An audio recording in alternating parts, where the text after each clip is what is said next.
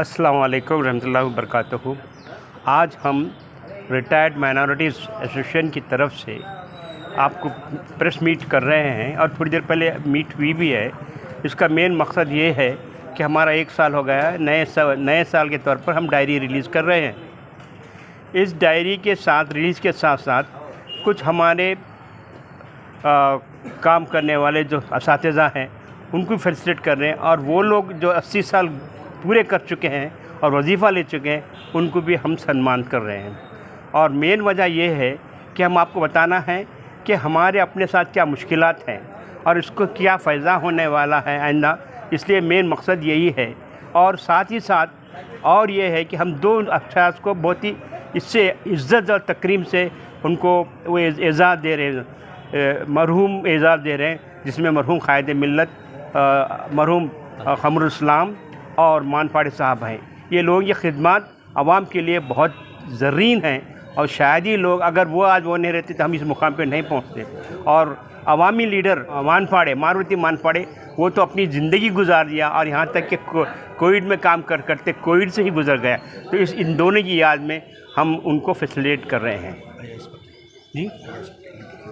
हाँ, और उसके अलावा कुछ ऐसे लोग हैं हमारे माइनॉरिटीज़ में जो इंटरनेशनल तौर पे अपना नाम कमा चुके हैं, जैसे अय्याज़ पटेल साहब जो अपनी फ़ोटोग्राफी के लिए मशहूर हैं, उनको भी हम सम्मान कर रहे हैं। रहमान पटेल भी है, वो ये 2 आर्टिस्ट हैं जो अपना एक ख़ास मुकाम पैदा किए, ना सिर्फ कर्नाटक में बड़े बैनुल-अक़वामी इसमें अपना ख़ास मुकाम। आज हम माइनॉरिटीज़ रिटायर्ड एसोसिएशन की जानिब से जमा हुए हैं, और हमारे जो मक़ासिद हैं इस ताल्लुक़ से हम बरोज़े हफ़्ता इंशाअल्लाह पेश करेंगे। जैसे कि बैंक में रिटायर्ड लोगों को लाइफ सर्टिफिकेट के लिए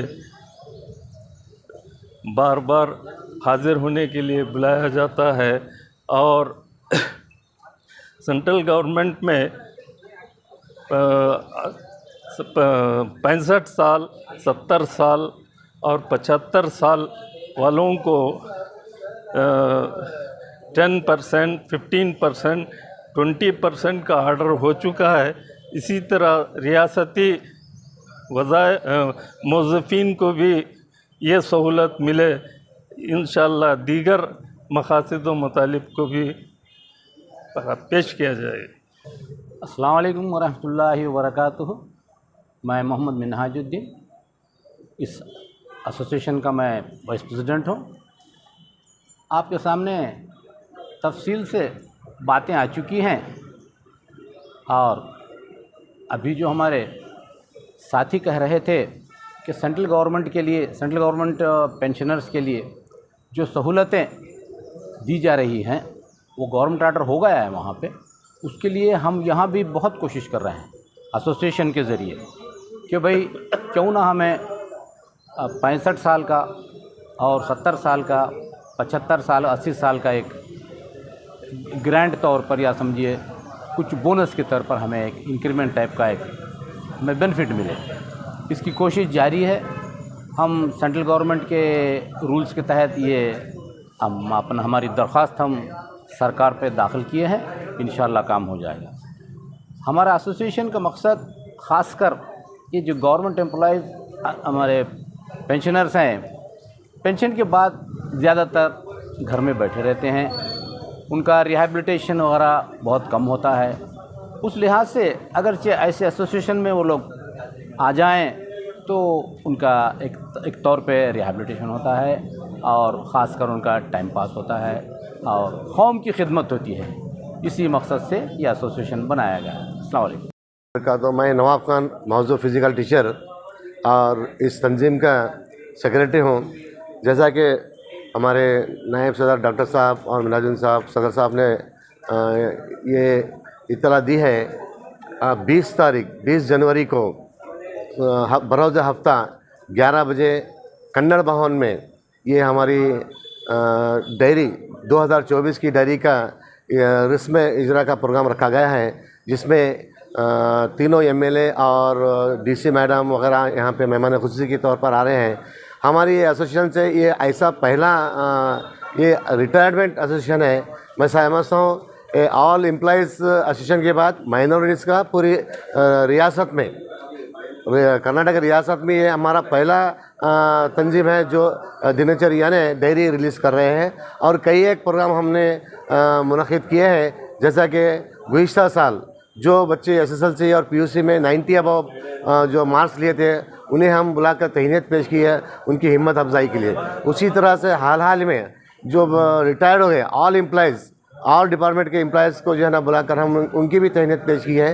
जैसा कि सर ने बताया कि आने वाले दिनों में 65 साल है, 70 साल है या 50 साल की जो सेंट्रल गवर्नमेंट के एम्प्लॉइज़ को जो फ़ायदा हो रहा है वो हमारे रियासती एम्प्लॉइज़ को भी जो है ना मिलना चाहिए, इसकी हम कोशिश कर रहे हैं। इसके अलावा भी जो है ना आने वाले दिनों में पीयूसी के बच्चों के लिए, ख़ासकर पीयूसी सेकेंड ईयर के बच्चों के लिए सीईटी और नीट का जो है ना कोचिंग कैंप रखने की हमारी एक कोशिश भी है। इंशाअल्लाह ताला आप तमाम के ताउन से हम ये कैंप भी रखेंगे और लिहाजा और कई एक प्रोग्राम हमने इस तंजीम के तहत रखे हैं। लिहाजा मैं अब तमाम गुलबर्गा के अहलियान गुलबर्गा से मेरी पुरखुलूस अपील है और गुजारिश है, 11 बजे 20 तारीख जनवरी को बरोज़ हफ्ता कन्नड़ भवन में हमारी इस प्रोग्राम को आप शिरकत फरमाइए और इस प्रोग्राम को कामयाबी देने की कोशिश किए इंशाअल्लाह। खुदा हाफ़िज़। अस्सलाम वालेकुम, मैं अब्दुल खदीर, जॉइंट सेक्रेटरी इस एसोसिएशन का। हमारा मकसद है सबसे पहले कर्नाटक गवर्नमेंट को ओल्ड पेंशन स्कीम जारी करने के लिए मैं कर्नाटक गवर्नमेंट का मशकूर हूँ, जबकि कुछ 12-15 साल पहले न्यू पेंशन स्कीम के तहत कुछ लोगों को पेंशन रोक दी गई थी। वो बहुत हमारे लिए अफसोस था।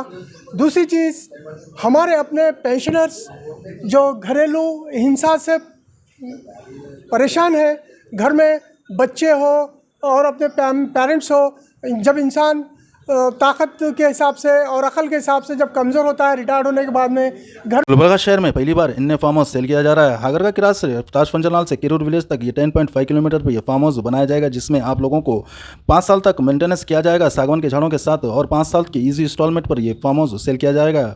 ज़्यादा जानकारी के लिए कॉन्टैक्ट कीजिए भूमि बिल्डर्स एंड डेवलपर्स से।